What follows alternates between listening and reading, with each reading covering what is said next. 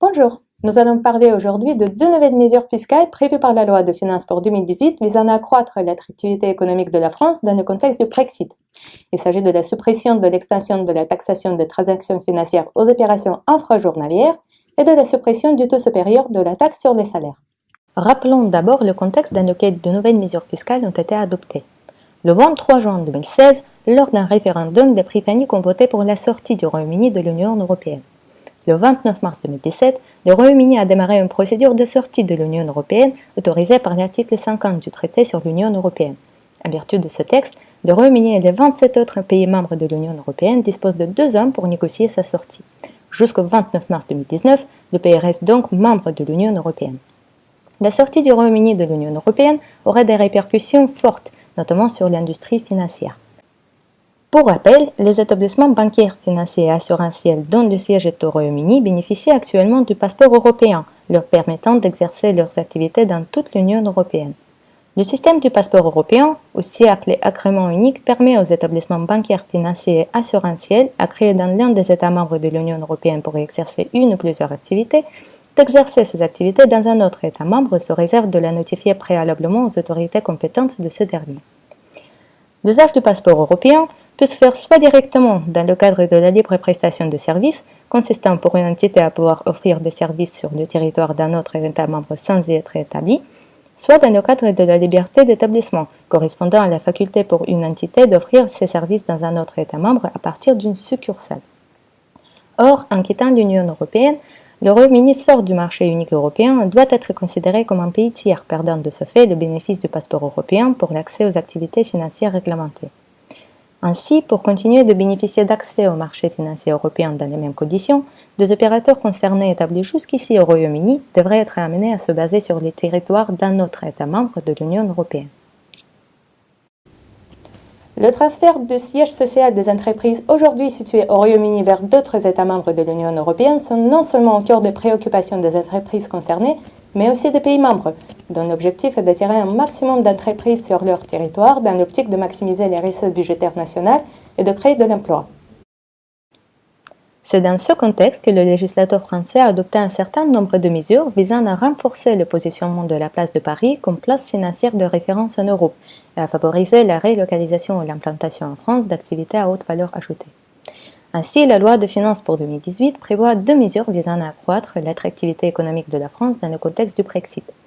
L'abrogation de l'extension de l'assiette de la taxe sur les transactions financières aux opérations infrajournalières et l'abrogation du taux marginal de la taxe sur les salaires.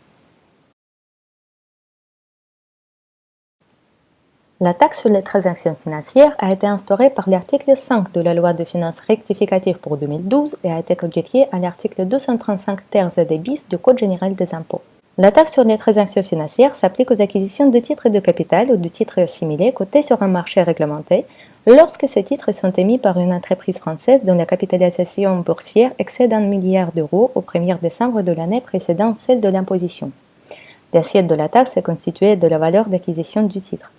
En cas d'échange de titres, la taxe est assise sur la valeur d'acquisition exprimée dans le contrat ou, à défaut, sur la cotation du titre et sur le marché le plus pertinent en termes de liquidité à la clôture du jour de bourse de la veille de l'échange. La taxe est exigible au premier jour du mois suivant l'acquisition des titres. Son taux est fixé à 0,3% pour les opérations réalisées à partir de 2017. Elle est composée de 3 parties. Une taxe sur les acquisitions de titres et de capital de titres assimilés, une taxe sur les autres annulées dans le cadre d'opérations à haute fréquence et une taxe sur les acquisitions de contrats d'échange sur défaut d'un État. En revanche, cette disposition ne s'applique pas aux opérations dites infrajournalières ou intraday. Il s'agit des opérations d'acquisition d'un titre qui ne sont pas matérialisées par une inscription en compte dans la mesure où elles sont précédées ou suivies de vente du même titre au cours d'une même journée. L'article 62 de la loi de finances pour 2017 prévoyait l'élargissement de la taxe sur les transactions financières aux transactions infrajournalières, cet élargissement devant entrer en vigueur le 1er janvier 2018. Le report d'un an de l'entrée en vigueur de cette nouvelle disposition s'expliquait par les difficultés techniques que l'administration fiscale devrait surmonter pour la mise en œuvre concrète du dispositif. Or, la taxe sur les transactions financières ne sera finalement pas étendue aux transactions intraday, l'article 39 de la loi de finances pour 2018 ayant pour objet de maintenir l'assiette de la taxe sur les transactions financières en abrogeant l'article 62 de la loi de finances pour 2017. Ces dispositions s'appliquent à compter du 1er janvier 2018. En vertu de l'article 231 du Code général des impôts, les employeurs établis en France qui ne sont pas assujettis à la taxe sur la valeur ajoutée l'année de versement des rémunérations ou qui sont assujettis sur moins de 90% de leur chiffre d'affaires réalisé l'année précédant le versement des rémunérations sont soumis à la taxe sur les salaires sur le montant brut annuel de l'ensemble des rémunérations et avantages en nature qu'ils auront pu verser. La taxe est calculée à partir du barème progressif suivant qui comprend un taux normal et 3 taux supérieurs.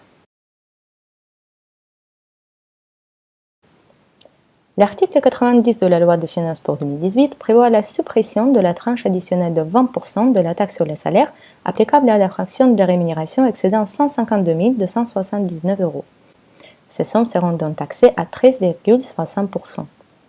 Le taux de 13,60% devient ainsi le taux marginal et s'applique aux rémunérations excédant 15 417 € sans limite de montant.